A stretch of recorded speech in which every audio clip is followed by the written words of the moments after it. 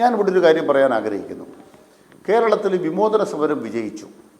2.25 കൊല്ലം കഴിഞ്ഞപ്പോൾ EMS സർക്കാരിനെ നെഹ്റു പിരിച്ചുവിട്ടു.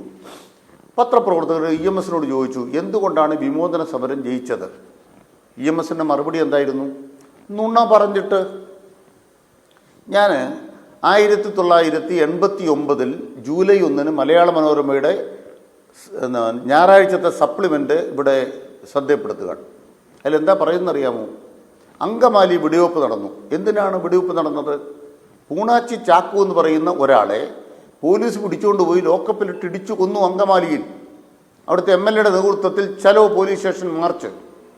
ആ മാർച്ച് പോലീസ് സ്റ്റേഷൻ ആക്രമിക്കുമ്പോൾ ഉണ്ടായ വെടിവെപ്പിലാണ് 3-4 പേര് മരിച്ചു എന്ന് പറയുന്നത്.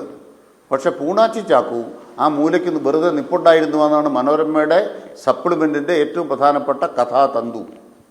ഇങ്ങനെയാണ് നുണകൾ നിർമ്മിക്കപ്പെടുന്നത്.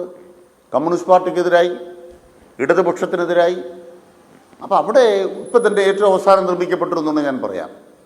മുഖ്യമന്ത്രിയുടെ മകൾ വീണ സേവനം കൊടുത്തിട്ടില്ല എന്ന് മൊഴി കൊടുത്തുവെന്നാണ് നുണ പറയുന്നത്. സത്യം എന്താണ്?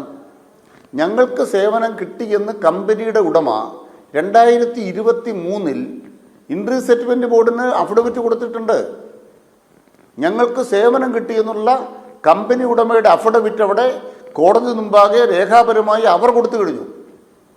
അതിൻ്റെ കോപ്പി വീണയുടെ പക്കലുണ്ട്, ആ കമ്പനിയുടെ പക്കലുണ്ട്.